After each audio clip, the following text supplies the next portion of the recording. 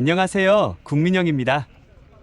오늘도 중요한 정치 이슈를 함께 이야기해 보겠습니다. 지금부터는 여러분과 함께 국내 정치의 뜨거운 이슈를 다뤄볼 텐데요. 바로 한 총리 선고와 윤 대통령에 대한 탄핵 절차가 주제입니다. 과연 어떤 일이 벌어질지 지금 바로 살펴보겠습니다. 우리가 이번 주에 주목해야 할 첫 번째 이슈는 한 총리의 선고입니다. 한 총리는 3월 24일에 예정된 선고를 앞두고 큰 관심을 모은 인물입니다. 그는 윤석열 정부에서 중요한 역할을 맡고 있는 인물로 그의 판결이 정치적 판도를 어떻게 변화시킬지에 대한 예측이 많습니다. 그의 선고가 어떤 방향으로 나올지는 아직 알 수 없지만 정치권과 국민들 사이에서는 이 선고가 매우 중요한 시점이라고 보고 있습니다. 특히 선고 결과가 정부와의 관계 그리고 향후 정치적 입지에 영향을 미칠 가능성이 크기 때문에 이 사건은 단순히 법적인 문제를 넘어선 정치적 파급력을 가질 수 있습니다. 그리고 또 하나, 요즘 정치권을 뜨겁게 달구고 있는 이슈는 바로 윤석열 대통령에 대한 탄핵 절차입니다. 사실 윤석열 대통령의 임기 초부터 탄핵과 관련된 논란은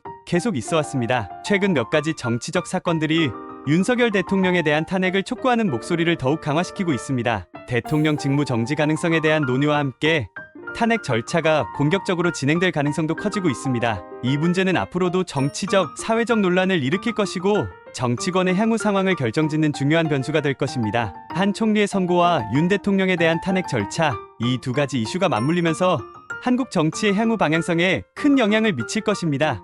정치권에서는 이 사건들이 단순한 법적 논란을 넘어서서 정권의 안정성에까지 영향을 미칠 수 있다는 우려가 커지고 있습니다. 어떤 결과가 나올지 예측하기는 어렵지만 정치적 흐름에 따라 국민들의 여론도 크게 달라질 수 있습니다. 이 사건들이 어떻게 전개될지 계속해서 지켜봐야 할 중요한 이슈들이죠. 오늘은 한 총리 선고와 윤석열 대통령 탄핵 절차에 대한 정치적 논란을 다뤄봤습니다. 이 두 가지 이슈는 우리 정치에 큰 영향을 미칠 수 있는 중요한 사건들입니다. 앞으로의 전개가 매우 궁금해지네요.